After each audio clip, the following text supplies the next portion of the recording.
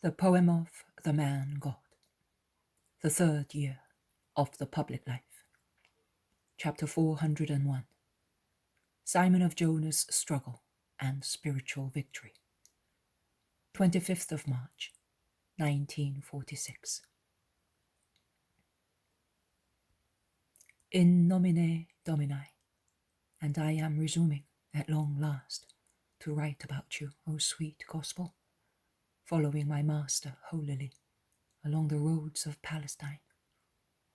I resume you after fulfilling all my tasks in obedience to the others. It would be better to say, you resume me.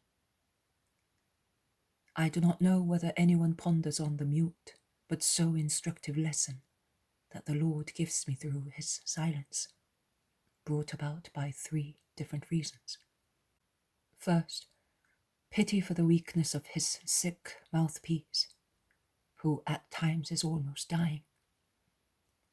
Second, silence as a punishment for those who do not conform properly to his gift. Third, the lesson that he gives me, and of which I wish to speak, of our duty to always obey, even if obedience may seem inferior to the work we have to interrupt in order to obey. Oh, it is not easy to be a mouthpiece. One lives in continuous vigilance and obedience. And Jesus, who is the master of the world, does not take the liberty of allowing his instrument to disobey an order when obedience is exacted by a person authorized to do so. During the past days, I had to obey the orders given to me by Father Migliorini. They were bureaucratic matters, and thus rather boring. But Jesus never interfered, because I had to obey, and my obedience was to be precise and complete, as Azariah said yesterday, explaining Holy Mass. But now, as I have done everything, I can contemplate you, my Lord, while you descend the steep path towards the fertile valley, leaving behind the castle of Bether, still bright in the dying day, up there on the flowery hill. Leaving there the love of the women disciples, of the little ones, of the humble people, descending towards the roads that take to Jerusalem, towards the world, towards the lower part.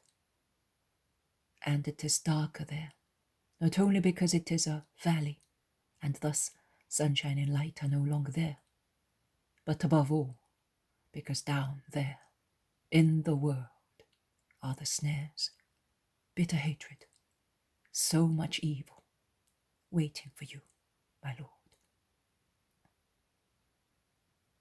Jesus is ahead of them all, a white, silent figure, walking stately, also while descending uncomfortable, abrupt paths, taken to shorten the journey. In the descent, his long tunic and wide mantle trail on the ground, and Jesus seems already enveloped in a royal mantle, with a train behind his steps. Behind him, not so majestic, but equally silent, are the apostles. Judas, a little outdistanced, is last. He looks ugly in his rage. Now and again, the more simple ones, Andrew, Thomas, turn round and look at him. And Andrew says to him, "Why are you remaining all alone, so far behind? Are you not feeling well?"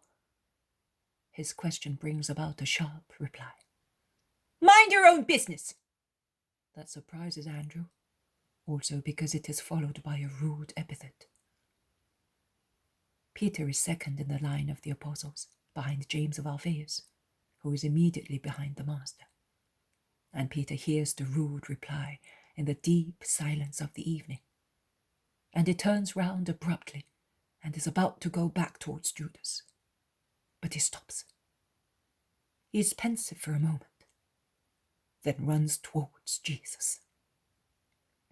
He takes him brusquely by the arm and shakes him, saying eagerly, "Master, can you assure me that what you told me the other evening is really true. That sacrifices and prayers never lack success, even if they seem to serve no purpose. Jesus, meek, sad, pale, looks at his Simon, who is perspiring in the effort not to react at once to the insult, and is purple and trembling, and perhaps is hurting him as he is holding his arm so roughly. And he replies with a peaceful, sad smile. They are never without reward, you may rest assured. Peter leaves him and goes away, not to his place, but to the slope of the mountain, among the trees, and he gives vent to his feelings by breaking shrubs and young plants, with a violence that was directed elsewhere, but is discharged here on tree trunks. What are you doing? Are you mad? Many ask him. Peter does not reply. He goes on breaking. He lets all the apostles, including Judas, overtake him, while he breaks and breaks. He's so fast that he seems to be on piecework. At his feet there is a bundle of sticks that would suffice to roast a veal. He loads it onto his shoulder with some difficulty, and he strives to reach his companions. I do not know how he can manage, hampered as he is by his mantle, the weight, his haversack, and the uncomfortable path. But he proceeds with a stoop, as if he were under the yoke. And Judas laughs, seeing him, and says, "You look like a slave." Peter looks up with difficulty from under the yoke, and is about to say something, but he remains silent. He grinds his teeth and goes on. "I will help you, brother," says Andrew. "No, but that wood is too much for a lamb," remarks James of Zebedee. Peter does not reply. He proceeds. He must be exhausted, but he does not give up.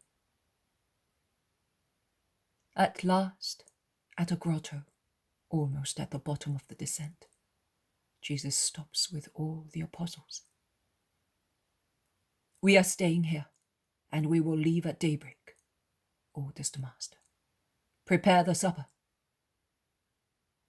Peter then throws his load on the ground and sits on it, without explaining to anybody the reason for his great effort, while there is plenty of firewood about. But when the apostles move around, some to get drinking water, some to clean the floor of the grotto, some to wash the lamb before cooking it, and Peter is left alone with his master, Jesus, standing up, lays his hand on Simon's grey-haired head and caresses that honest head. Peter then clasps that hand and kisses it. He holds it against his cheek, kisses it again and caresses it. A drop falls on the white hand. A drop which is not perspiration of the coarse, honest apostle, but a silent tear of love and suffering, of victory after the struggle. And Jesus bends and kisses him, saying, "Thank you, Simon." Peter is certainly not a handsome man, but when he throws back his head to look at his Jesus, who has kissed him and thanked him, because he only has understood, veneration and joy do make him handsome. And the vision ends on this transformation.